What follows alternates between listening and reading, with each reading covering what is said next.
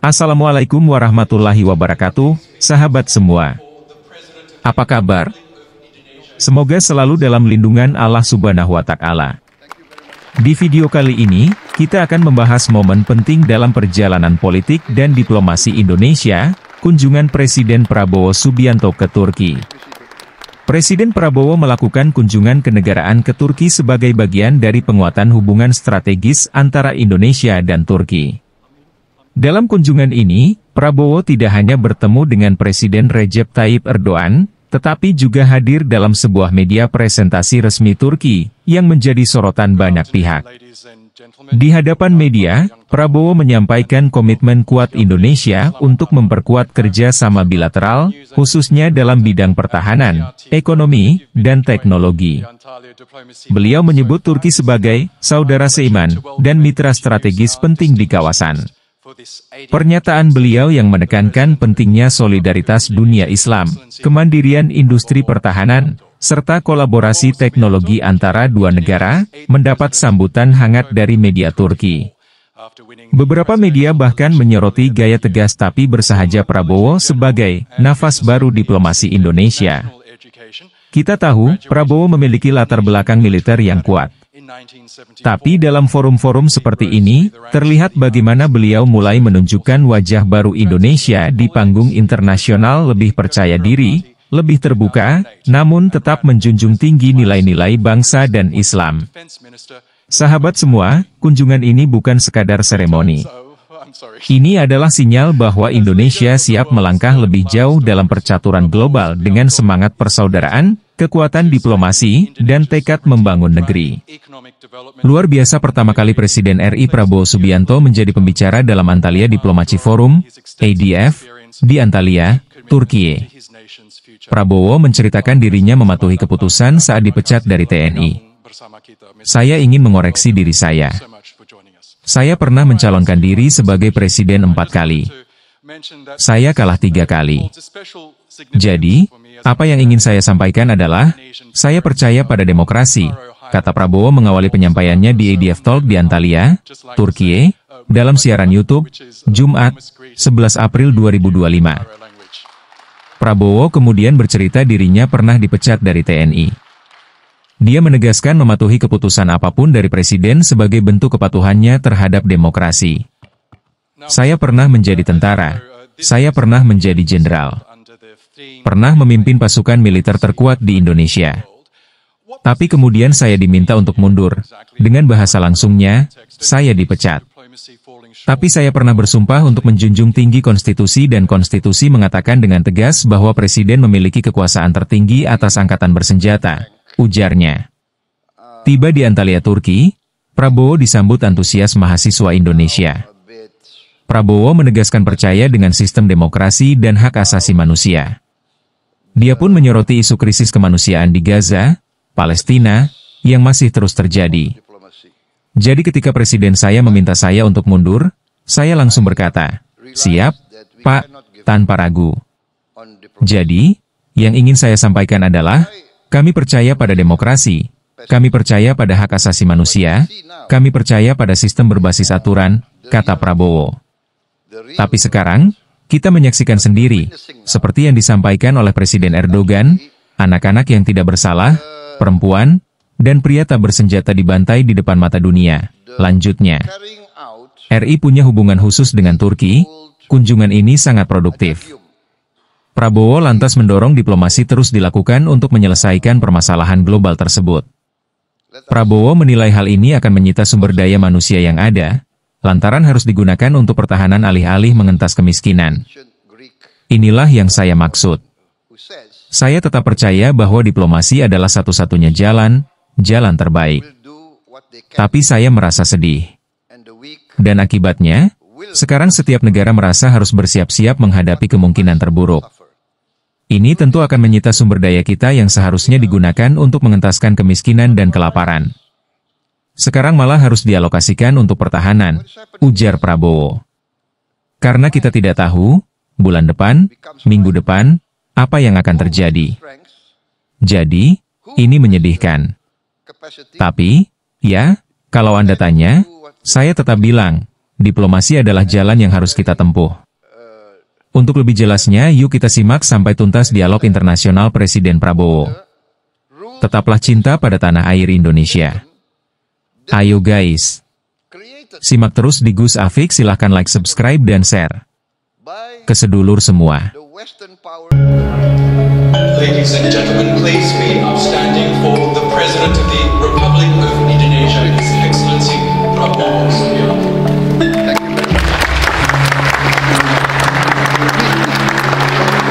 Please be seated. Please be seated.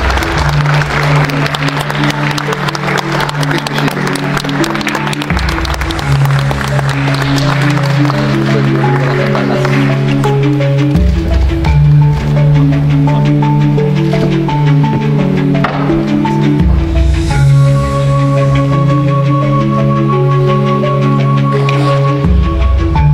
Good afternoon, ladies and gentlemen, Ibu dan Bapak yang terhormat, and welcome. Hoş geldiniz, selamat datang.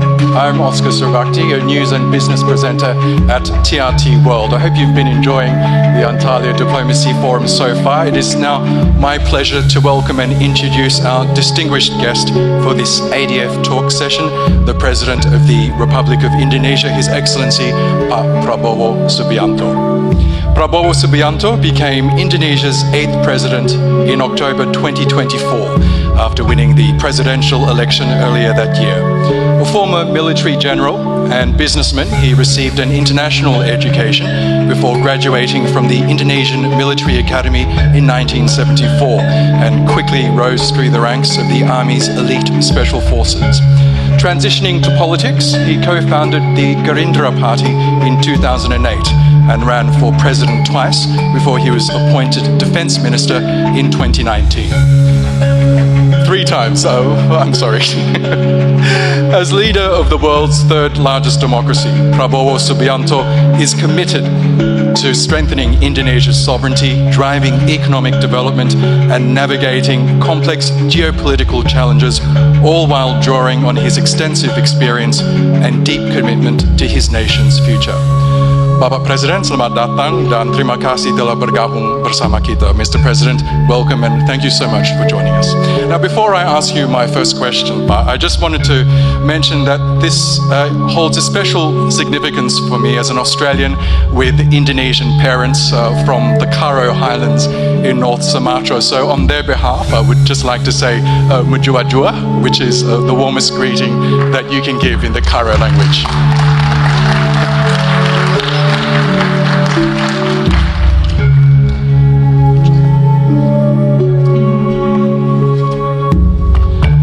Now, Mr. President, as you know, this year's ADF is held under the theme Reclaiming Diplomacy in a Fragmented World.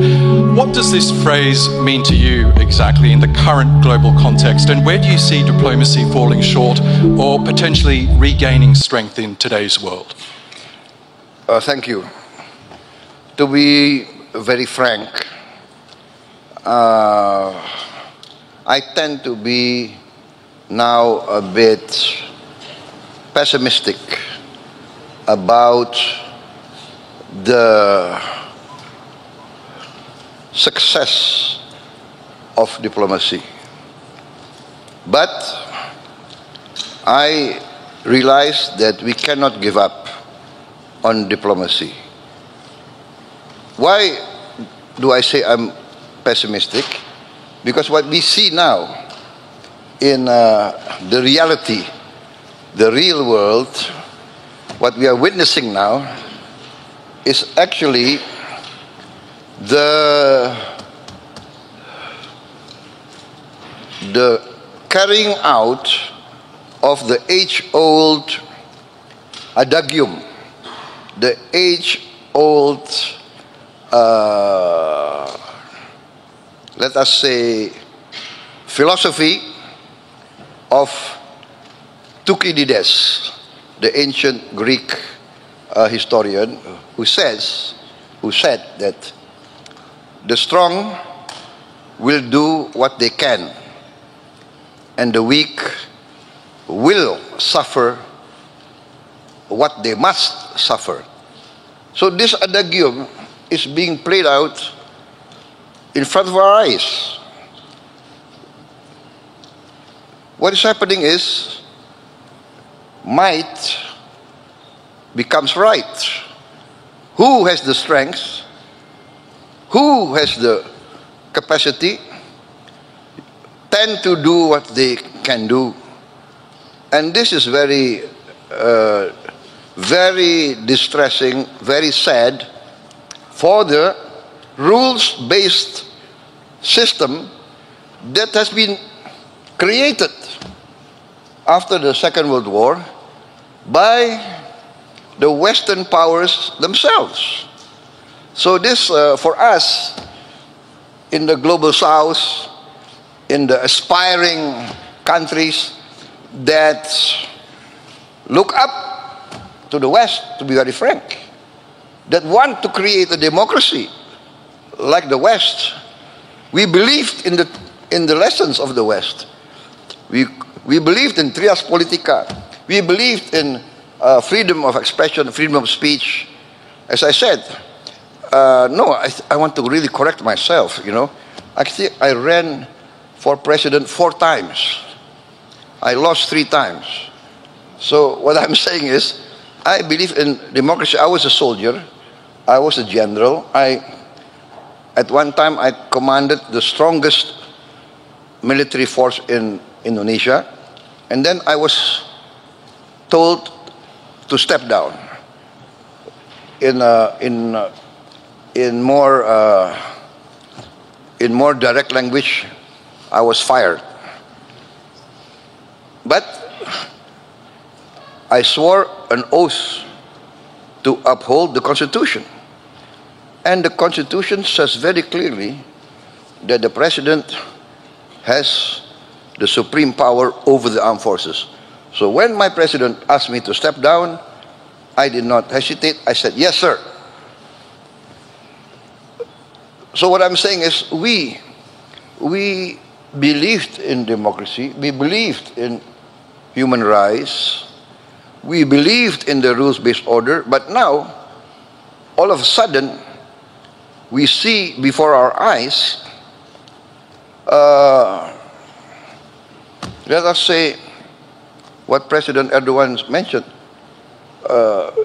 innocent children, innocent women, unarmed men being massacred in front of the eyes of the whole world. So, sorry. Sorry. So, this is what I say. I do believe diplomacy is the only way, the best way. But I tend to be a bit sad. What this means is, now every country has to prepare for the worst. This will take resources from us needed to eradicate poverty and eradicate hunger. Now we have to invest in a strong defense because we don't know what's going to happen next month, next week. So this is a bit saddening, actually. But yeah, if you want to ask me, I say that we have to go through diplomacy, but many countries now are assessing, I think, and are preparing for the worst. Preparing for the worst. Thank you. Well, Indonesia, as we know, is known as a strong advocate for a more just and balanced global order. It sounds like you want to carry that tradition as well. From your perspective, what would an ideal global order look like? Well, actually, we already have the format. We have the United Nations. We have many institutions which are doing great work. The WHO, the UNICEF, the FAO, the Food and Agriculture Organization, they're doing very, very great work, overcoming hunger, you know. So we do have a format. Now, for instance, maybe, you know, there are demands that Security Council, the permanent members, should be increased to represent the reality of this present world.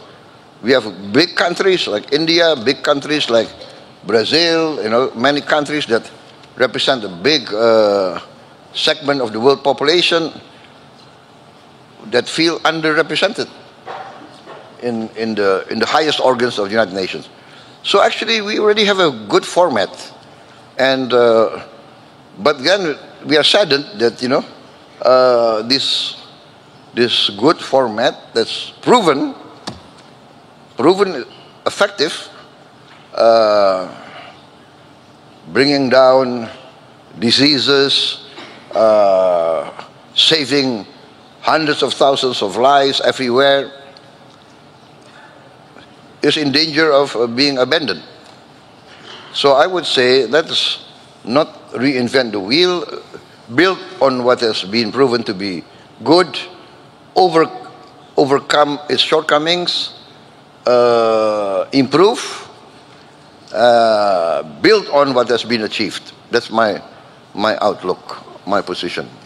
We're also witnessing major shifts in global alignments. For example, the execution of Me First policies, the changing of alliances, multipolarity. How do you interpret these changes, and what lessons should middle powers like Indonesia draw from these evolving patterns?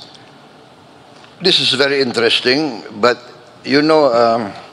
Indonesia, by tradition, we have always been non-aligned. In fact, we are the founders of the non-aligned movement, together with India, Egypt, that time Yugoslavia. So we are the first founders of the non-aligned movement, and by tradition, every Indonesian government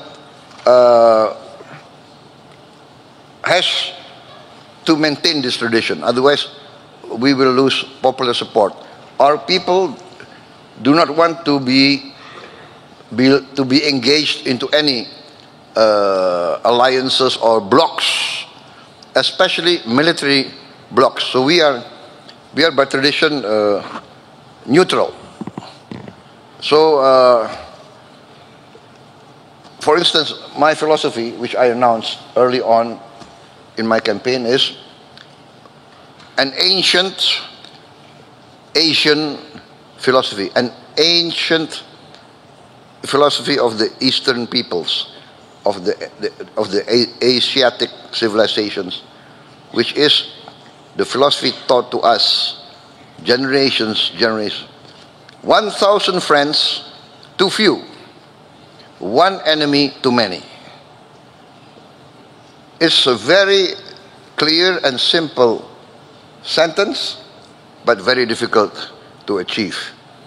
1,000 friends too few, one enemy too many. But this is logical, because, for instance, where I come from, Southeast Asia, 50 years ago, we were fighting amongst ourselves. We, neighbors, sending troops to each other's territories, claiming each other's territories. This is South Asia 50 years ago.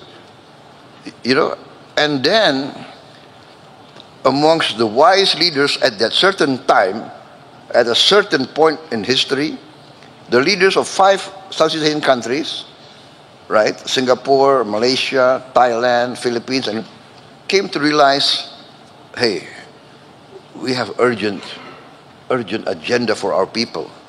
We have to deal with poverty and hunger. Why do we fight amongst ourselves? And then the idea of ASEAN, Association of Southeast Asian Nations, came, and lo and behold, 50 years, no conflict. We still have differences, but we tend to use diplomacy. We tend to talk, and sometimes talk, is very tedious, but better talk than fight. That's our position, And that's the Asian tradition. Sometimes the talk can go on and on and on, but in the end, there is some sort of interaction, some sort of chemistry, and we tend to think of the common interest. So this is my philosophy also. So 1,000 friends. I I want to bring Indonesia to a position of good relations with all the big powers, and so that we can be some sort of bridge and mediator, etc., etc., etc. This is our effort. So I announced, when I took over, I announced that I want to carry out a policy of the good neighbor. I want to be a good neighbor to all my neighbors, and even to the outlying powers, the great powers of the world. I want to be on very good terms. I want to respect all the great powers, as I hope they would respect us. Mr. President, you touched on this a little earlier, but one of the most pressing challenges facing the world today is the humanitarian crisis in Palestine. In your view, what does this reveal about the current state of global leadership and diplomacy? Well, I would like to say that, as I said in my first comments, that the situation in Gaza actually is teaching the world that many of the great powers that espouse great ideals now, in the eyes of many in the global south, have fallen short, basically. I mean, for instance, many of the Western powers, Western countries, come to Indonesia 30 years ago and come to us always teaching. You must do this, you must do that. Human rights, you're not very good in human rights. You're not too democratic. Always come and teach us. And we follow them. We follow them. And then, now we see that you come to us, you teach us human rights, but when you see flagrant violation of human rights in front, every day, every night on television, many of those who come to teach us, they keep quiet. So this is saddening, but it is a waking up. It makes us wake up. Oh, so that's it. You tell us, we must do this, we must do that, we must do this. And then you violate, or you keep quiet, or you accept these violations. How can a 6-year-old boy or girl be guilty of anything? How can an unarmed mother be bombed and lose their house and lose everything? It's I think, something that's very hard to digest, actually. And that's why I try to do what I can. That's why I'm traveling tomorrow. Tonight I go to Cairo. I will consult with President Sisi. Then I'm going to Doha, and I go to Amman, consult with King Abdullah, and then people ask, why? You are so far away. You are in Indonesia. But I cannot, because my people feel the attack on the innocent people of Gaza, of Palestine, of Lebanon, of Syria, is like attacking them. Indonesia, of course, is majority Muslim, but I feel also that I must contribute what I can. So I already, for instance, I sent a small medical team together with the UAE. We have a medical field hospital. We are participating in that, and we are committed also to build another hospital in Palestine, in West Bank, maybe also in Gaza. And I've already announced that we are willing to accept wounded civilians that need medical care, also children and young students who have not gone to school for many years. We are willing to give them scholarships. And we already have some Palestinian students already, but not enough, but we are willing to increase that. And of course, after they complete their education and they complete their medical treatment, I mean, they must return to their homeland. So Indonesia, we are trying to convince everybody that the only real solution, a permanent solution, will come only by a two-state solution with an independent Palestine. But I also said that at that time we must also satisfy the concerns of the Israelis. They also must be guaranteed their right for security, their right of existence. As I think in the end there should be peaceful collaboration. I think that is the key to real peace. Yes, and we know that your continued support of the Indonesian hospital in Gaza has been key to providing life-saving medical services in the enclave. Now, if I could turn to the Indo-Pacific region, we know the region is increasingly becoming a stage for great power rivalry, a potential flashpoint. As a leading voice in ASEAN, the Association of Southeast Asian Nations, how does Indonesia plan to manage these tensions while also working with ASEAN to keep the region peaceful and stable? Yes, you know, as many times in many different fora, in many different instances, I said that our only way is engagement. Engagement and mutual respect. So in the end, I always propose collaboration. We have sometimes conflicting territorial claims. This is natural because we have been subjugated to many centuries of foreign domination, of colonialism, of imperialism. Some countries from somewhere came, they seem to like the wealth of some of our regions, and they say, okay, now this is ours. And they put up their flag.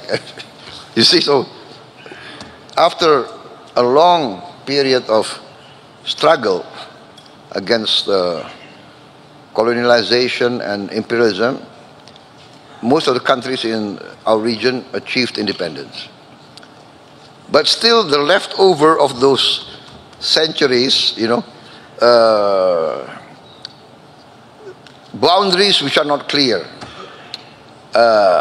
etc., etc., they are now the heritage given to us that we have to clear up all this mess. So we succeeded in cooperation with Vietnam. We have, I don't know, several decades of territorial claims and counterclaims, but we have resolved it a few months ago. I'm proposing also to my good friend and my good brother, the Prime Minister of Malaysia, let's solve the outstanding issues that we have with Malaysia. I also proposed joint development with the People's Republic of China, President Xi.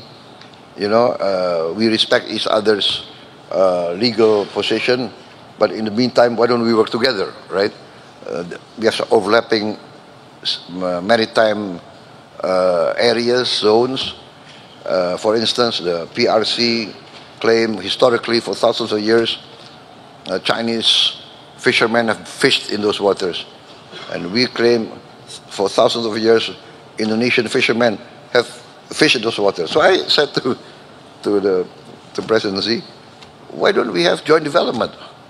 Let's register how many hundreds of Chinese vessels, how many hundreds of Indonesian vessels, within the framework of the international limitations so that we don't have overfishing. Let's give licenses and everybody benefit. So what I told everybody is that 100% of zero is zero.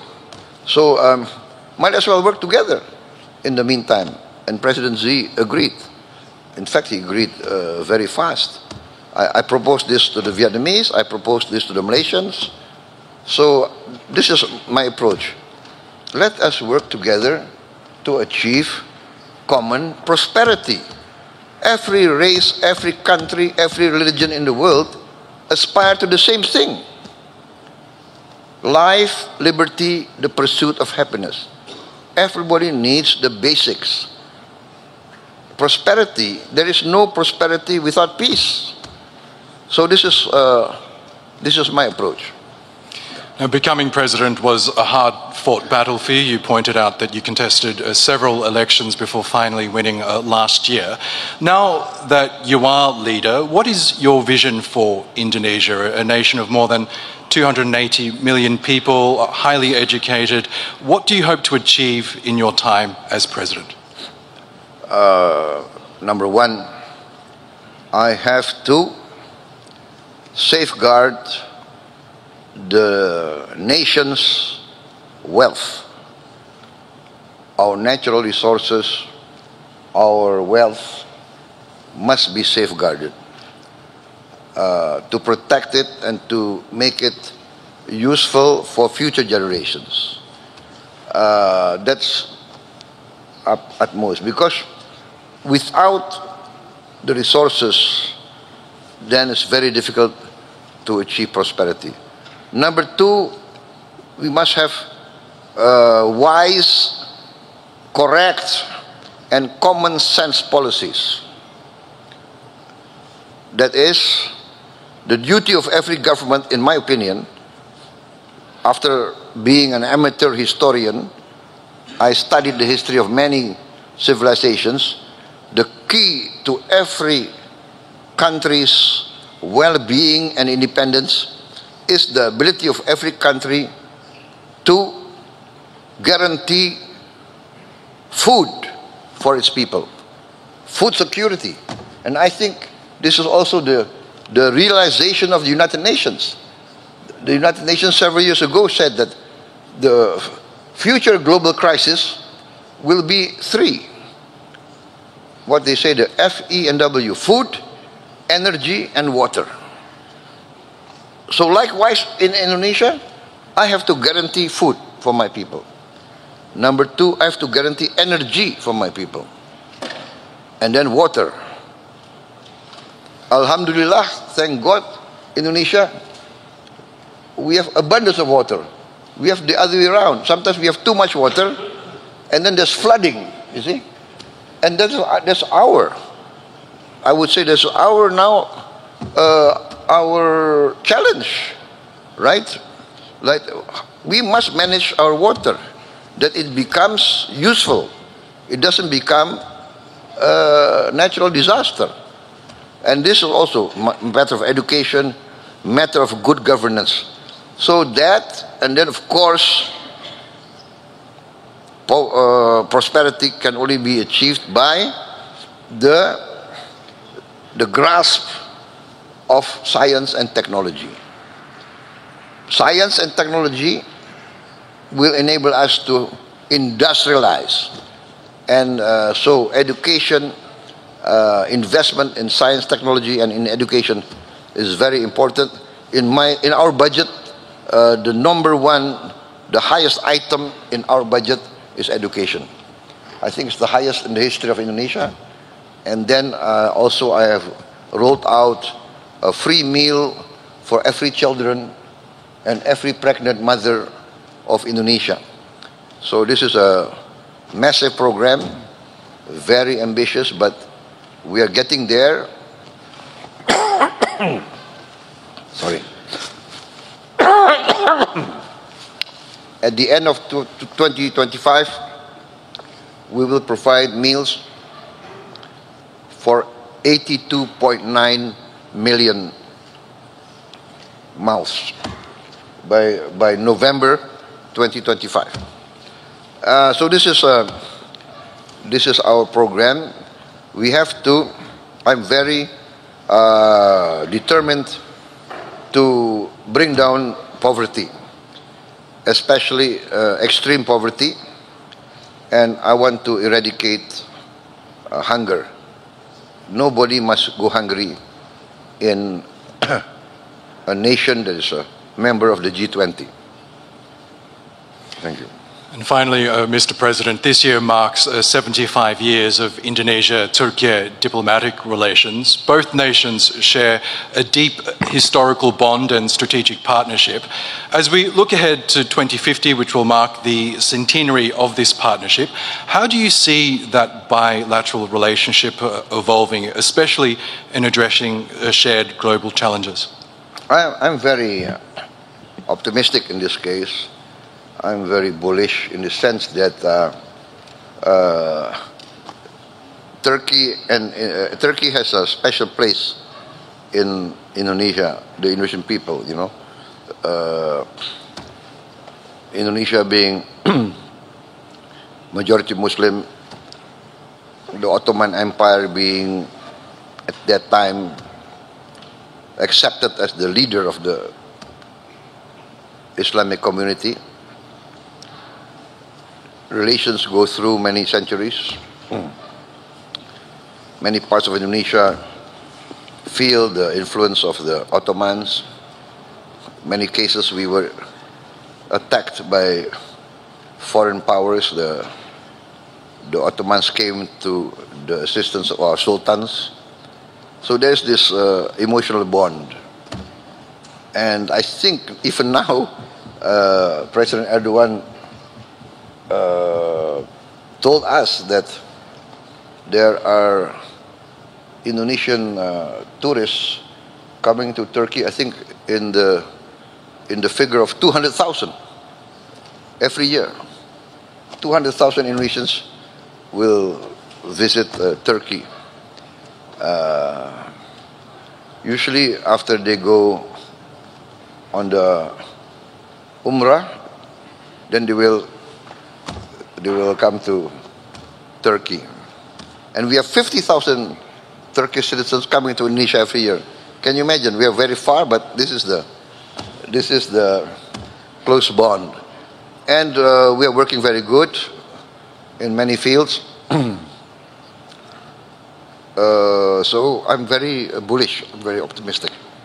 And I can also attest that many Indonesian citizens now call Turkey a home and have set up delicious Indonesian restaurants in Istanbul to my benefit. So that's a great way of ending You are this living discussion. here? In Istanbul, yes, I am, sir. Yes. Very smart, very smart.